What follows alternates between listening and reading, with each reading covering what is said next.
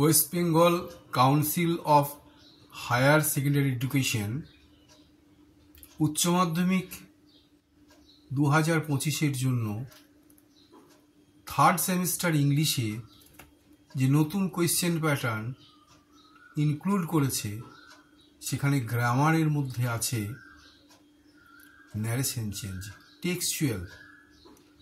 আমি এই ভিডিওতে ন্যারেশন চেঞ্জ নিয়ে কিছু আলোচনা করছি যাতে ছাত্রছাত্রীদের উপকার হতে পারে। স্ট্রং রুটস এই টেক্সটে যে কয়েকটি ন্যারেশন চেঞ্জ আমি এখন আলোচনা করব, উত্তরগুলি বলবো এবং বুঝিয়ে দেওয়ার চেষ্টা করব।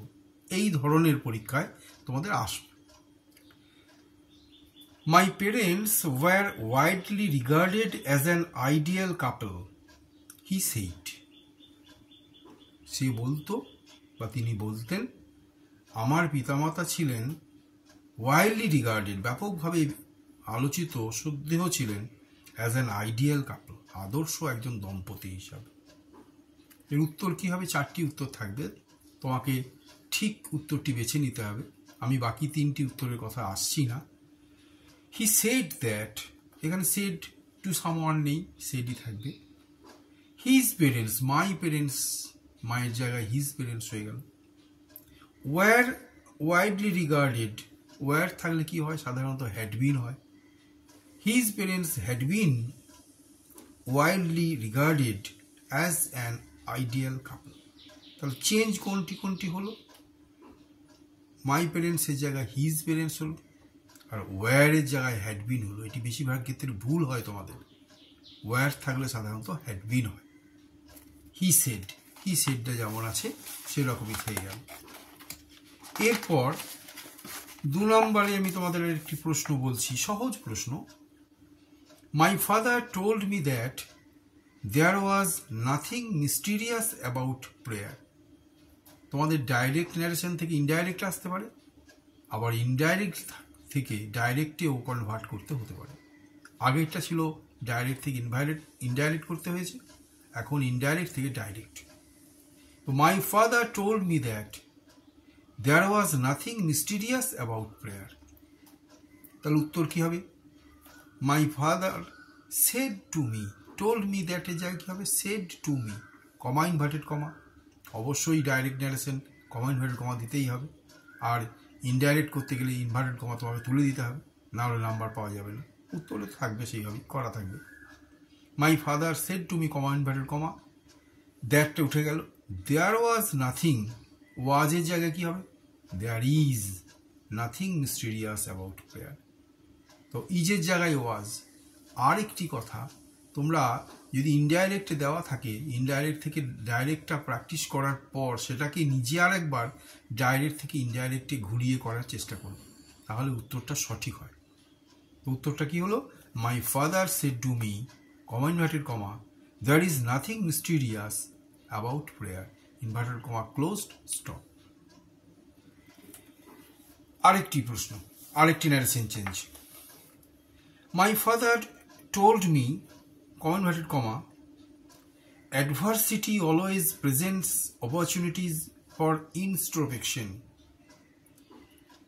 কিছু কিছু ক্ষেত্রে ইউনিভার্সাল ট্রুথ যদি থাকে, হিস্টোরিক্যাল ফ্যাক্ট যদি থাকে, সেখানে ন্যারেশন চেঞ্জের পর ইনভার্টেড কমার মধ্যে যে ভাব আছে তার টেন্সের পরিবর্তন করতে হয় না। এখানেও সেই নিয়মে মাই ফাদার টোল্ড মি দ্যাট, এটা তো সহজভাবে যা আছে। Adversity always presents opportunities, presented এখানে করবে না। অ্যাডভার্সিটি মানে তার যে নিজের দুর্ভোগ, অলওয়েজ সর্বদা, প্রেজেন্টস অপরচুনিটি সুযোগ এনে দেয় অন্তর্মুখীনতার জন্য, অন্তর্দৃষ্টির জন্য। এইটা হচ্ছে গিয়ে অনেকটা ইউনিভার্সাল ট্রুথ, একটা সূত্র, একটা নিয়ম। সেই জন্য এটা আমরা পাস্ট টেন্স করব না। এরপর আরেকটি প্রশ্ন, why don't you say this to the people who come to you for help and advice? I ask my father.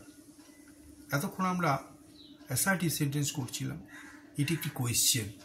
কোয়েশ্চেনের ক্ষেত্রেও কিছু কিছু নতুন নিয়ম আছে ন্যারেশন চেঞ্জ করার জন্য।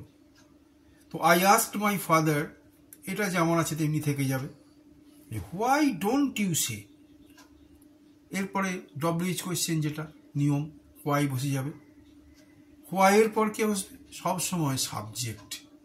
প্রশ্নের ক্ষেত্রে ডোন্ট ইউ সে, কিন্তু ন্যারেশন চেঞ্জ করার সময় ডব্লিউএইচ কোয়েশ্চেনের পরই সাবজেক্ট। হোয়াই, ইউ জায়গায় কি হবে? ফাদার। ফাদার মানে হি। হোয়াই হি ডোন্ট মানে ডু নট, তাহলে কি হয়? Past tense. Did not say, why he did not say that, this narration change করলে কি হয়? That. To the people who come to you, come হবে না, কামের জায়গায় হু কেম। আবার তুমি এটা কেমের জায়গায় ওয়েন্টও করতে পারো, কাম থাকলে গো হয়, গো এর ওয়েন্ট। এখানে যেহেতু কেম আছে তোমাদের, সেই জন্য কেমই করে। Who came to you, you মানে এখানে him, to for help and advice, full stop. কোনো সময় ন্যারেশন চেঞ্জের পর প্রশ্নবোধক বাক্যে আর কোয়েশ্চেন মার্ক থাকবে না, ফুল স্টপ। তাহলে আর একবার বলি, আই আস্ক মাই ফাদার, তারপর হোয়াই বসলো, ডব্লিউএইচ কোয়েশ্চেন, তারপর সাবজেক্ট বসবে হি, ইউ এর জায়গায় হি, তারপর ডু নটের জায়গায় ডিড নট। কোনো সময় ডোন্টটা ডিডেন্ট করবে না, ডোন্টটা থাকছে colloquial term, conversational use. Narration চেঞ্জের সময় তোমাকে সবসময় ডোন্টটা ডিড নট করে দিতে হবে, এটা কিন্তু সূত্র। তো did not say that, this থাকলে দ্যাট হয়। টু দ্য পিপল হু কেম, কামের জায়গায় কেম হয়ে গেল, to him for help and advice. আরেকটি উত্তর দেখো, he said every recurrent anguish, longing and desire finds its own special helper. এখানেও কি হবে? হি সেড দ্যাট, সে বলেছিল যে every recurrent anguish, longing and desire, every এটা সাবজেক্ট, তাই এভরি থাকলে কি হয়? Finds its own special helper. এটাও কি হলো? সেই অনেকটা ইউনিভার্সাল ট্রুথের মতো, অনেকটা সূত্রের মতো। He said that every recurrent anguish, মনের একটানা দুঃখ, চাহিদা এবং ইচ্ছা, finds its own special helper. এটাও ফাইন্ডস হয়ে গেল, ফাউন্ড হবে না, পাস্ট টেন্স হবে না। এইগুলো এক্সেপশনাল ইউজ, এবং সাধারণত এইগুলো পরীক্ষাতে আসে। এই ধরনের ন্যারেশন চেঞ্জ তোমাদের আসবে। আজকে এই পর্যন্ত। আমি পরের যে ভিডিও থাকবে সেখানে আরও অন্য ধরনের গ্রামার, অন্য ধরনের যে সমস্ত বিষয়গুলো, যেখানে সাধারণত তোমাদের কারেকশন অফ এরর আছে, আরও অন্যান্য গ্রামারের আইটেম আছে, আমি সেগুলো নিয়ে আলোচনা করব।